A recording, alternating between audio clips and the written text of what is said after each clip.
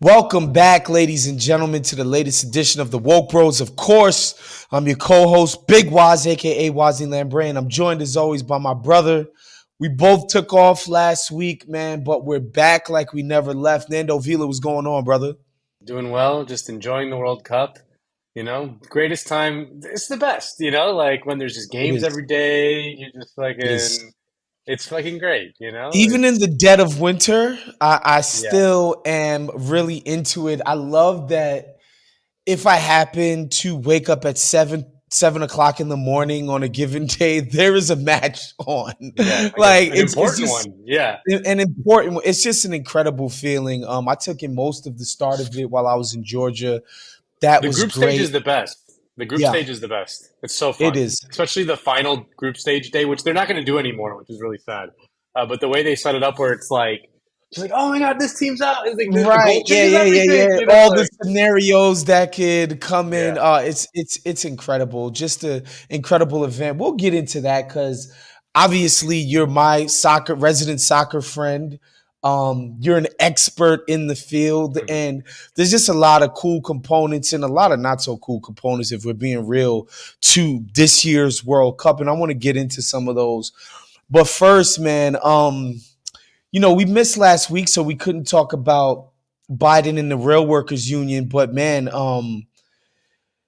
this is this is as bad as it gets when it Yeah. comes to Democratic Party betrayal of essentially the kind of voters, the kind of people that they so claim to represent in like just the starkest way possible, right?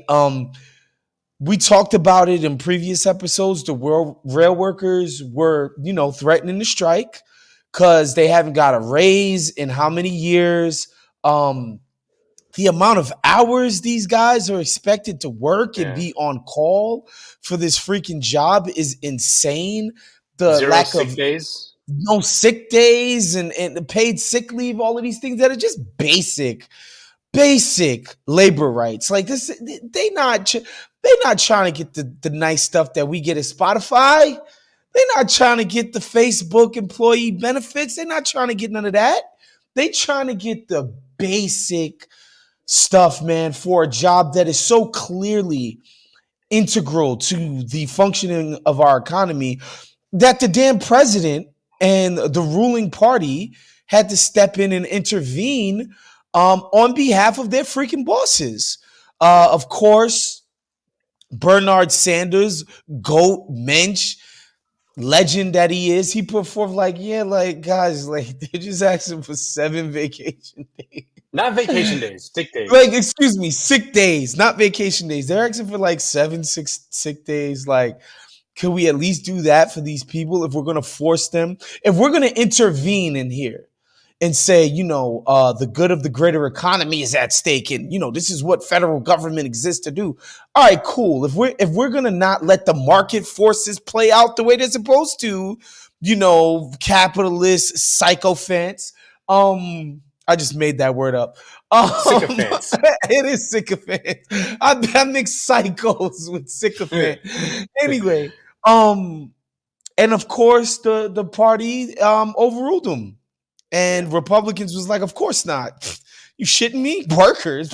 Why the hell would we intervene on behalf of workers? No, we gotta crush them, and that's what happened, Nando. And it's just, man, if it's not the saddest sack day for the Democrats, especially Uncle Joe, the friend of the working man, it's kind of crazy. Yeah, I mean, the grand total that it would have cost the railroad companies to grant the seven paid sick days is $320 million. They're like just, in the grand scheme of things, it's like multi-billion-dollar industry. Yeah, It's tiny.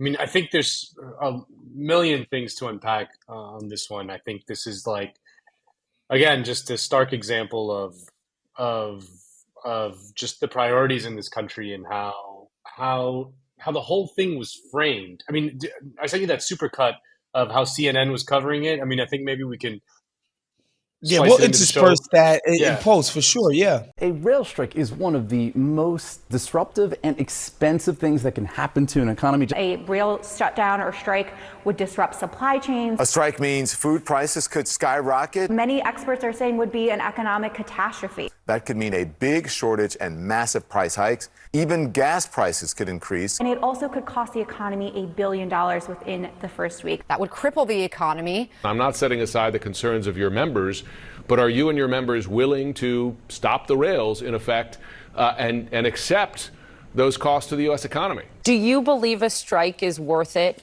if it cripples the U.S. economy and costs up to $2 billion a day? More than $2 billion per day. Is it worth it? And on top of all of that, the holidays are right around the corner. It's a little less than a month right before Christmas here. Especially right before the holidays. President Biden warning if that happened, it would devastate the economy if we had a strike like that. So joining me now to talk about this and a lot more is Bank of America. It's Brian Moynihan, chairman and CEO, one of the biggest banks in the world. They focus on how it's going to devastate the economy and make your, like your life, your Amazon packages aren't going to get here. You know what I mean? And I think that really shows just the way the press frames it. It doesn't frame it in terms of solidarity. Like, what does solidarity mean? It doesn't mean putting in, like an Instagram post or whatever. It's saying like, no, even though my life may be personally inconvenienced by a strike, I These recognize guys that are there getting is a screwed at their job. exactly, and I recognize that there is a shared interest in all working people kind of banding together to stay strong in the face of an attack from the bosses, right? So there's that element which I thought was interesting. The other thing is just like how fucking devious the Democratic Party is about the whole thing. Because like you keep saying like, oh, well, why don't you blame Republicans? Because no Republicans, only like a handful of Republicans voted for it. It's like, yeah, of course, because you took away all the leverage by splitting the bill to impose the contract on the rail workers from the 7 paid sick leave issue. Had you kept the 7 paid sick leave issue on it and dared everyone else to be like, either you vote for this or there's going to be a strike that puts the economy to a halt, then there's leverage. That's the whole fucking point of a strike, is that you can make the machinery of capitalism grind to a halt. And you can do it on your one issue. Yeah. It's like, how badly do you guys want to make your billions? Like, do you hate our sick days that much that you won't grant it to us and cost yourself that much money? Like it's the whole point. It's what the negotiation is. It's why we collectively bargain in this goddamn country, or at least used to be allowed to. Yeah. It's like, bro, like otherwise, how else are they supposed to get anything out of this? Yeah. Yeah, no, in the Biden press release after the bill passed in the Senate to impose the contract on the workers, someone asked like, well, what about the 7 paid sick leave? And the president's like, the press secretary was like, well, the president supports sick leave for all workers, but he understands that there wasn't 60 votes in the Senate. It's like, motherfucker, there weren't 60 votes in the Senate because you took away all the leverage from it. Your party, Nancy Pelosi, she's the one who split the bill. There's no more leverage anymore. That's the whole fucking point. Like, Jesus Christ, it's so disingenuous and so cynical that it drives me crazy. And the other bigger kind of issue is that it's also just shows how insane it is that this country has a private rail system. I mean, Warren Buffett, who's no dummy. Warren Buffett is an evil billionaire capitalist, but he's no dummy. He's invested heavily into the rail system. You know why?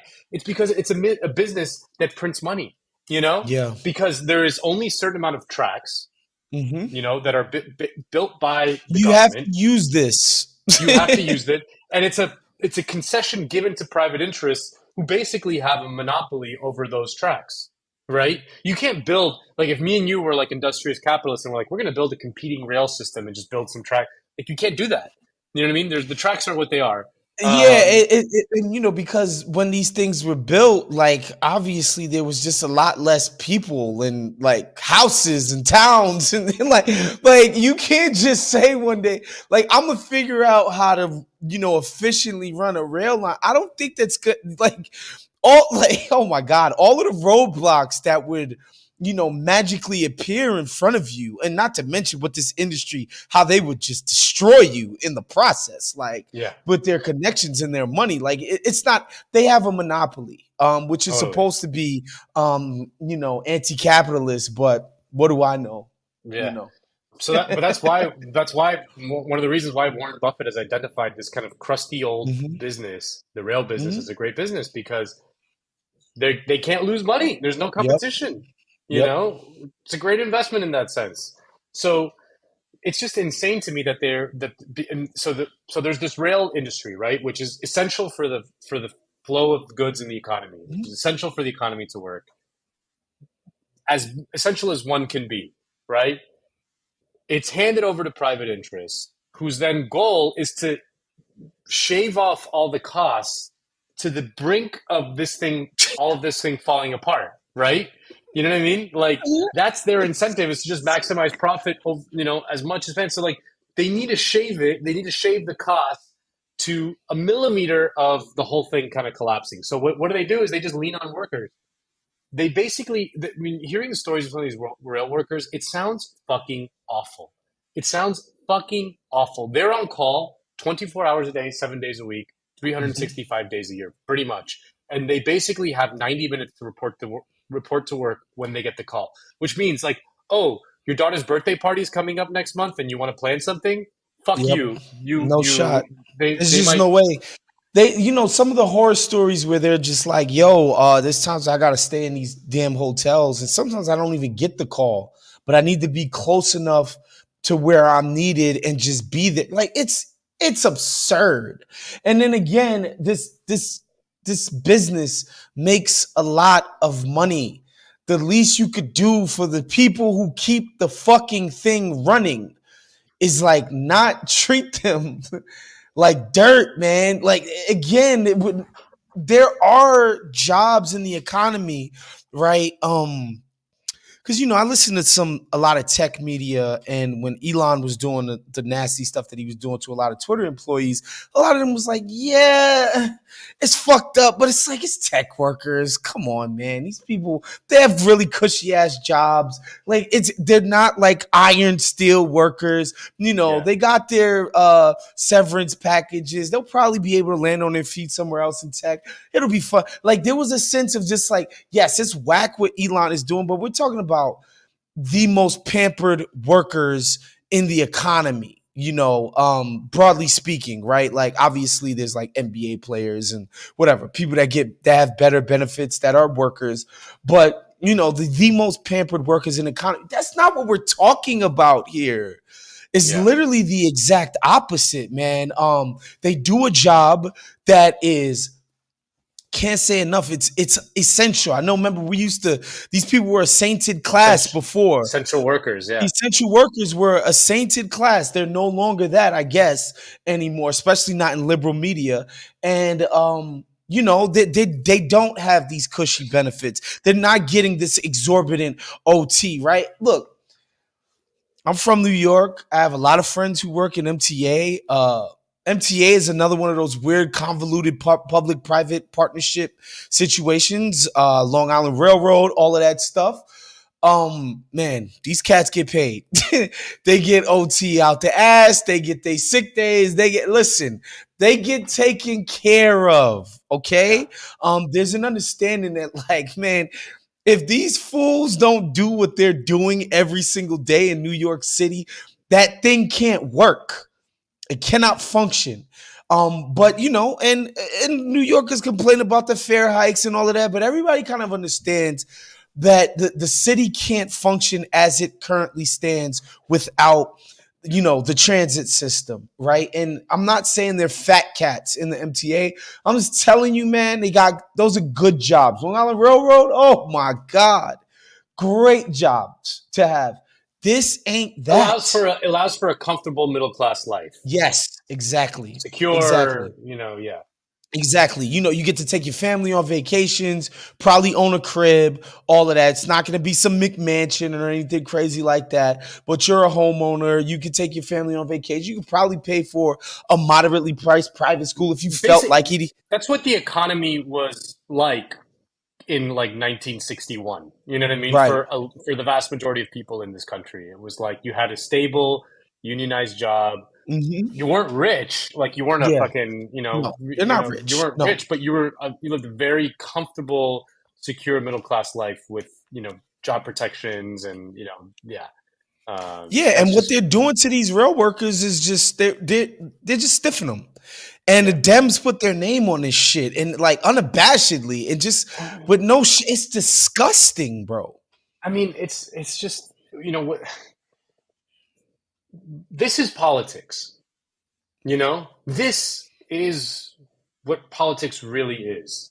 This is an actual Right, political fight. right, right, You know, right. this is like what politics really is, not what passes for politics on MSNBC every night. Critical race You theory, know, all of that. And or yes, I like think kids like should this be getting. person said that and that person said that, Oh and my like god. what's the right thing or whatever. Like, no, this is politics. There's fucking whose side are you on? Hmm. Like the most essential question: whose side are you on? This is fucking politics. Everything else is just fucking noise.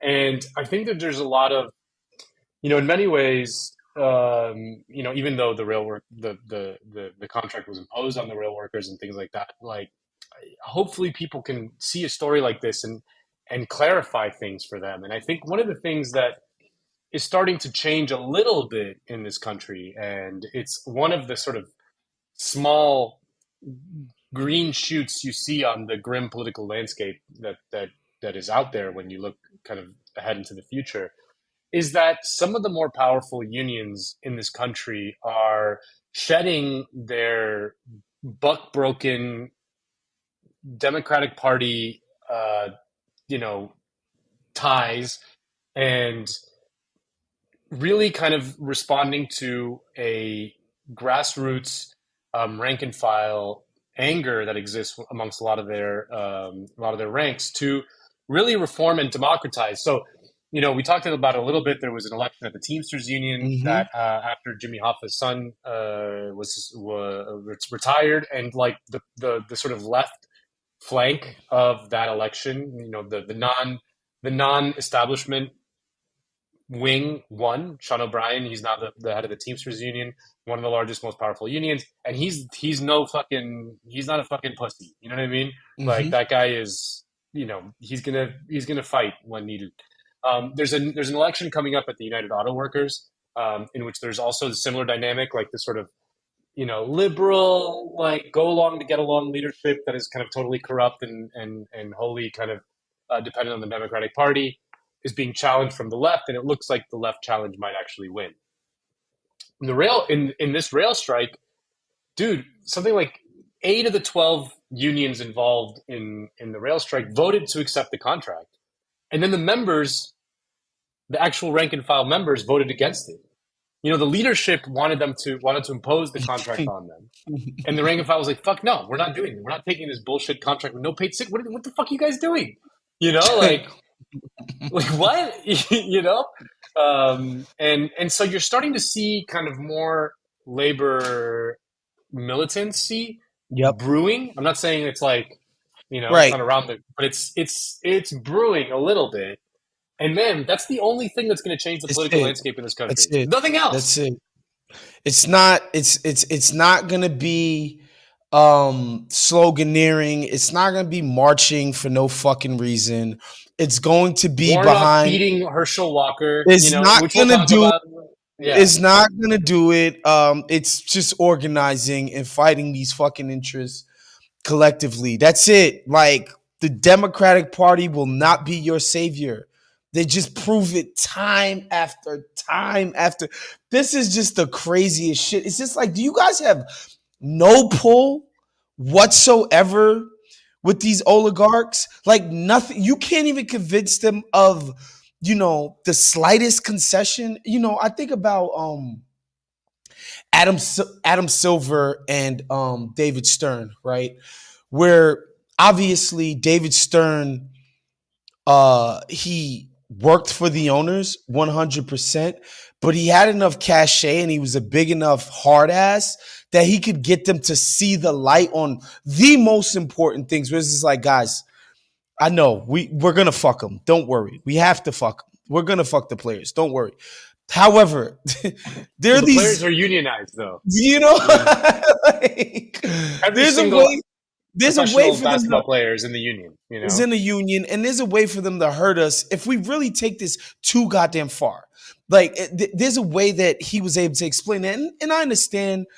NBA nerds are going to be like, well, it's a little bit different where those things were mom and pop operations, whereas now it's all these scumbag hedge fund type of guys and, venture capitalists, kind of sharks, libertarians, psychopaths. I get all of that. But like, David Stern was an effective manager, because that's all these guys are, right? Like the government is just middle managers for the rich ass people of our country who actually run this thing, who actually make the tough and hard decisions. The Dems are just middle management, right? But guess what? David Stern was just a way better middle manager. Like there are people just way better at this shit. It's a skill. Whereas these cats just. And just the idea that you could come out and say this with a straight is how disconnected are you from people? 7 paid sick days in a year. What? Like, do you not know anybody with a fucking job? In the NBA, salaries go up, over time, right? Is the share right? Oh my God, yeah. Their salaries are based on a percentage of revenue. Exactly. And so, exactly. So like, there's never happened the rest of exactly. Like, but that's what a fully unionized workforce gets. They fix, they're negotiating. Okay, in the contract, $10. Like, labor gets $7. Whatever. That's it. That's it. Yeah. Mm-hmm. And if not, fuck you. That used to be the case in America in that sort of middle period of the 20th century when, the sort of at the height of the labor power in this country, maybe starting in the 1930s, all throughout like basically 1980, is that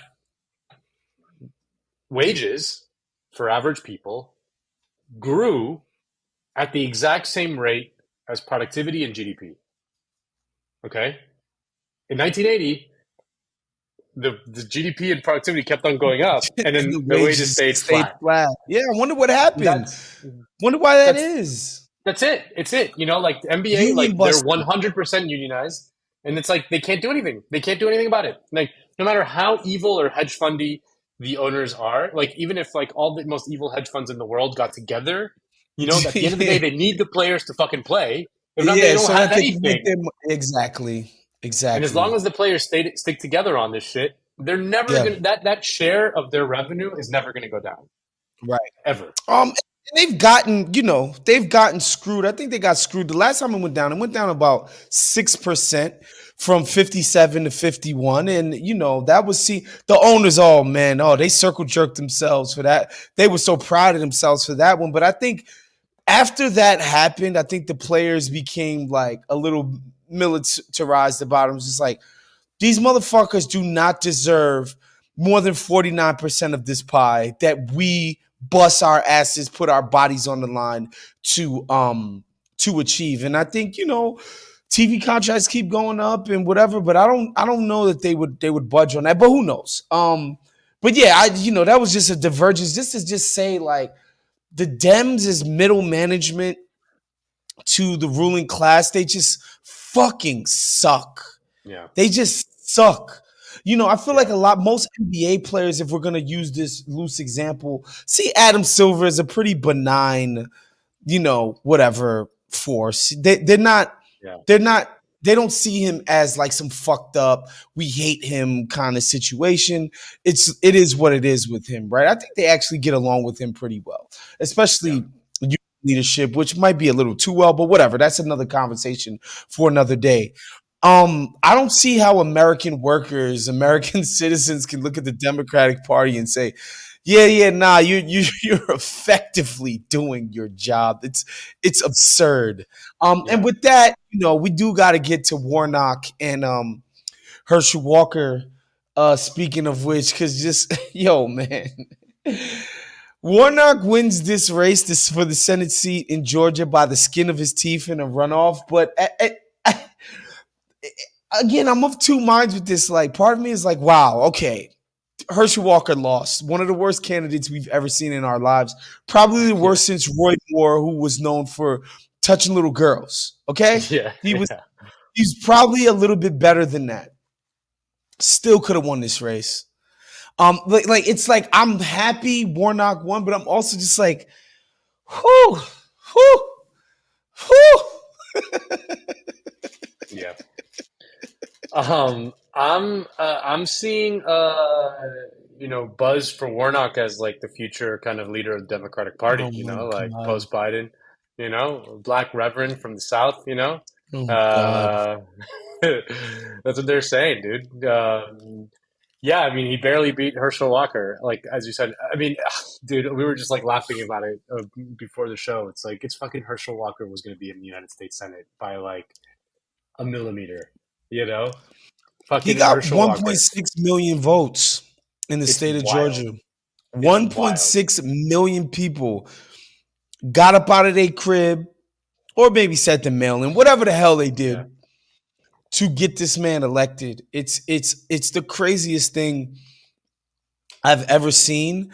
Again, I understand that Georgia is not some, liberal bastion. It's not like he was about to win in New York or some crazy shit or,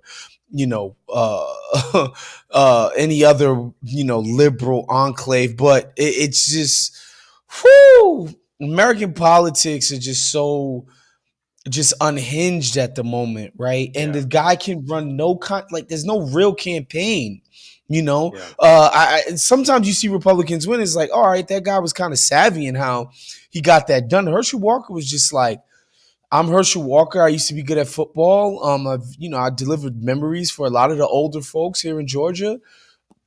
That's it. That's Yeah. it. Yeah. By the way, like I'm just like comically inept. I'm like, just a brazen hypocrite, just paying for Oh my abortions, just god! like And look, and Warnock isn't some like crazy flaming lib. That no. I could understand that Georgians might be like, hold on, man. Look, we don't need Herschel, but we're not trying to get, goddamn Noam Chomsky up in here. Yeah. We're not trying to go Or even like Nancy Pelosi, right? Like, he's right. got some, when you hear him speak, he's like, he's a reverend, he's got like Yeah, he's yeah, got yeah. some pizzazz. He's a pretty good candidate to run for a Democrat in that state, and they barely did it. But we got the Senate again, and it's the Senate is there, and so that the Dems are in control, Nando. So that means we're Well, gonna I get all mean, what these is wild, goodies. what is wild, is that Brandon has had the greatest midterms for a first term president like ever. Fucking Brandon, like fucking brain dead Brandon is like I think Republicans flipped one Senate seat Yeah, and like one gubernatorial race or something, like something ridiculously small. I mean, people thought it was going to be a bloodbath, and all the fundamentals said it was going to be a bloodbath, but they flipped one seat yeah, and I think one gubernatorial seat or something, like, or maybe two seats, and like it's just ridiculously disappointing from the Republicans, which again shows you just how insanely weird they've gotten that yeah, they're losing like the most layup election of all time. A sitting president in the first term always gets whacked. Always. Remember, Obama got whacked, Trump got whacked. yeah. They always get whacked. And Biden, yeah, Republicans flipped 0 Senate seats and 1 gubernatorial race. That's it. They flipped 1. That's tough. With It's tough. inflation and It's tough. COVID. It's tough. Terrible gas. A Yeah. president who can barely talk Yeah, who's publicly, like the guy's like ice cream essentially leaking out of his senile. fucking ears. Yeah. Yeah, it's crazy. But we had to touch on that. But I do want to get into World Cup because I've again thoroughly enjoyed it. Some just incredible moments. Just seeing the enthusiasm and just the passion and honestly, man, I think about this a lot because I work in sports. I feel like sports are just one of the few things that we're getting right.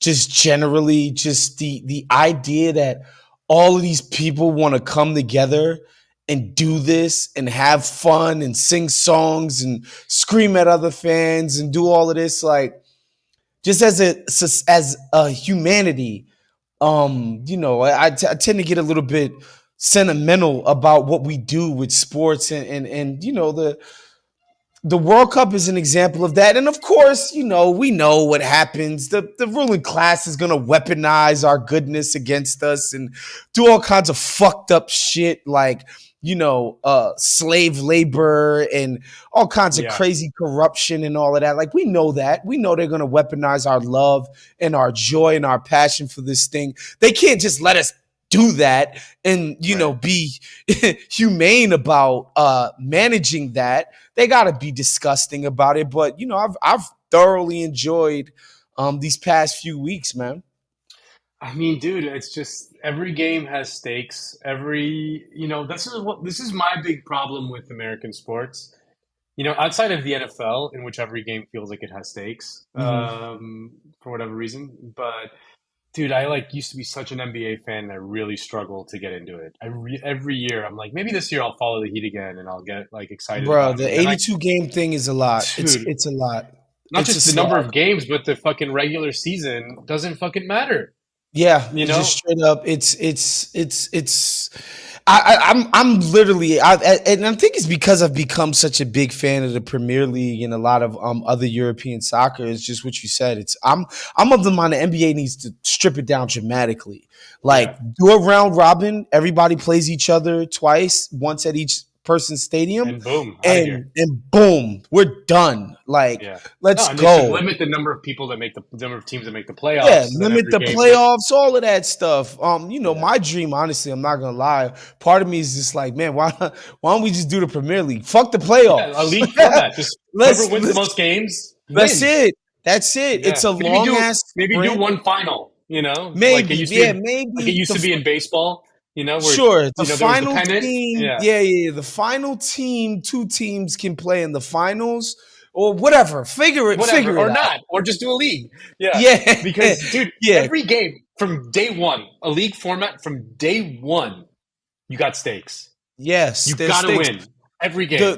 The group stage is stakes. Like, you don't pick up points here, you're losing ground. You lose a match instead of tying, you're losing ground. Like, it's Germany was one goal away from had Germany not conceded the second goal against Japan, they'd be through, and honestly they'd be kind of favored. They'd be one of the favorites. Yeah. They had the highest XG, which is this new advanced stat called expected goals, where they measure the quality of your chance. of It's the something- shot. Yeah. It's like a scientific thing and whatever. Yeah, we have that in the NBA. It's like shot expectancy or whatever. It's the Right. same thing. Like, the quality Right. of your shot, how many quality shots did you get, the percentage that shot usually goes in. Like, And it shows over that you're time, you're running great offense or whatever. Right. It's an indication that you're running fluent offense. because I remember when Germany lost to Japan the first game, everyone's like, "Oh my god, what the fuck?" And I was like, I watched that game and I was like, Germany played well. I was like, I thought Yeah. Germany played well. And then they played well against Spain, and they tied 1-1, tough game, whatever. And they destroyed Costa Rica, but it wasn't enough, and they fucking out of the group stage. And I was like, That's it. Germany had the top expected goals of everyone in the group stage, and Yeah. they were out. It's That's great. because that's the beauty of soccer. One goal Mhm. changes everything. It changes Yep. fucking everything. And I love also the other thing that's underrated about soccer is that there's no breaks, dude. No timeouts. Why No. don't they eliminate timeouts from American sports? Why do they have No, we timeouts don't- in the NBA? We Just don't get rid of need it. them. We don't need it. Make them we play. We don't need it. Be more thorough about your substitutions, but we don't need the timeouts. But again, the timeouts it's so built around the broadcast shit. TV. That's all it is. Yeah. It's just the TV is just like, yo, we got to sell dick pills. We got to sell Yeah, Activia. Sorry, guys. But we got to man, sell it's- beer.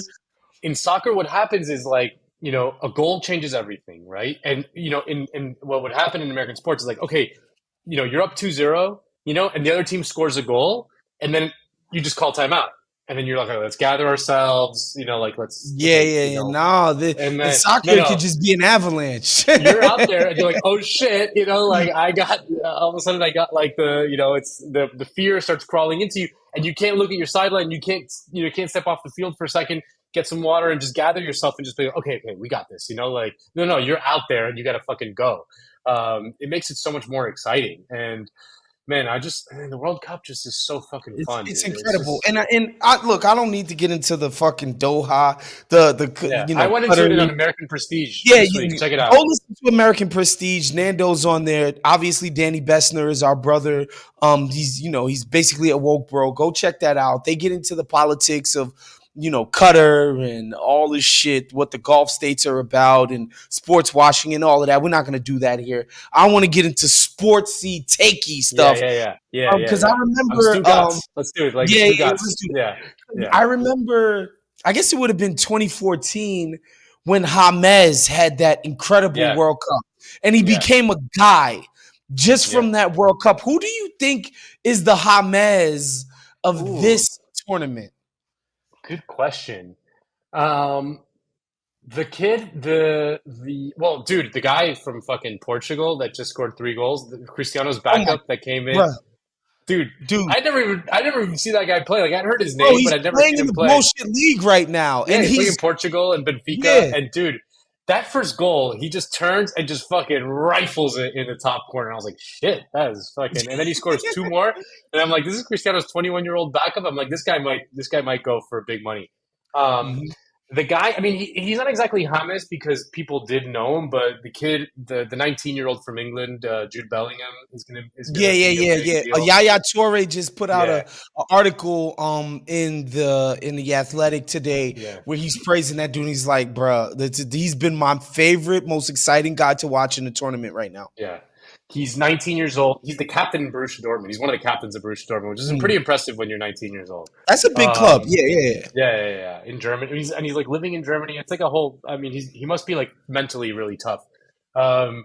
There's a couple defenders that are just like incredible. Like there's the guy in Croatia that wears the mask. This guy Gvardiol. I've never even heard of him. He plays for some German team. Dude, that guy's incredible. That guy's a fucking beast, and he's skilled and he's great. And then the kid he's kind of quietly having a really, really good tournament. The kid from Holland, Gakpo, Cody Gakpo, he plays for some fucking Dutch team. I'd never even heard of him because I don't watch the Dutch league. And dude, he's scoring. I think he has 3 goals already. What's his name on Brazil? Had the goal of the tournament in my opinion. Richarlison. Yes, that was just that shit was crazy. Where he bounced it off his leg. By the way, Richarlison also one of the few left-wing players, outspoken left-wing players on Brazil. Like most of the players in Brazil, if they're either apolitical. Oh, he's a Lula guy. He's a Lula guy. All right. So he's not my new favorite player. Yeah, dude. He's like he's out there saying like every worker deserves like a decent standard of living, food on their table. He supports Lula. All the Neymar's a big Bolsonaro guy. A lot of them. That doesn't surprise me whatsoever, dude. A lot of them are like right-wing evangelicals, which is like a big new thing in Brazil. Like the evangelical movement is taking over Brazil in a big way. Like Protestants, not Catholics. Not like us. We don't. This is not a Protestant show. Sorry, Protestant. We don't like the fucking evangelicals. Love, we do the original. We down with the OGs. Sorry, we're papists over here. It's a papist podcast. That's right.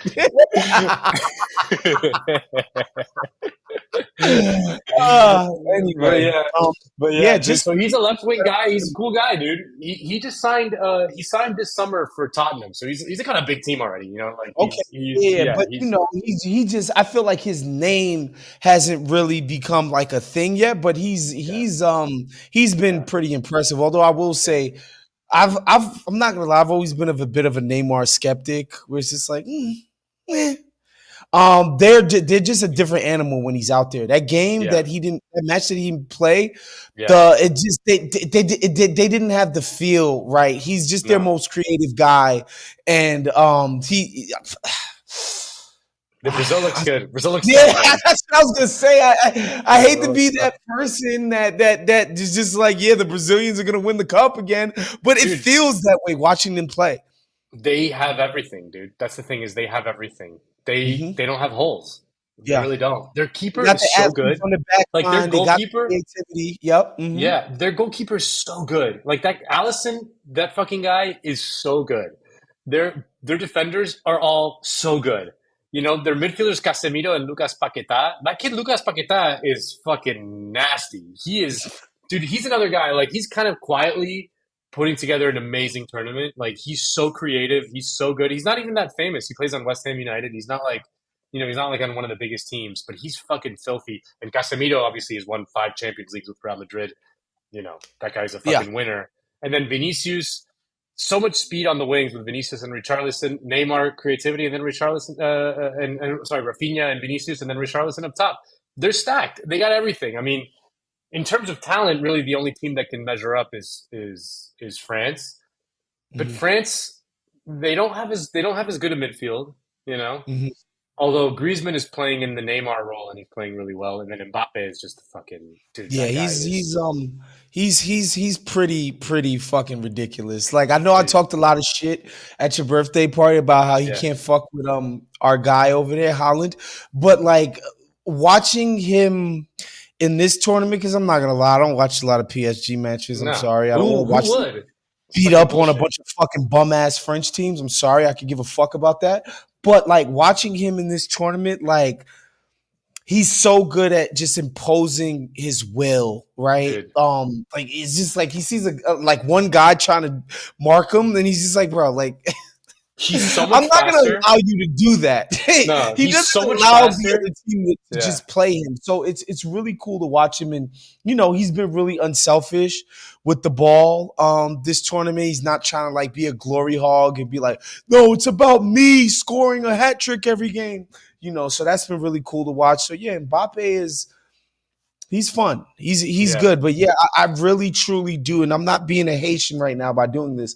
I do believe that Brazil is the best side that I've watched No, I agree. this I tournament, agree. and I think we should. I decided win. I was thinking about it yesterday because Cristiano got benched and then his backup scored a hat They trick. were dominant, Portugal, yeah. and more dominant.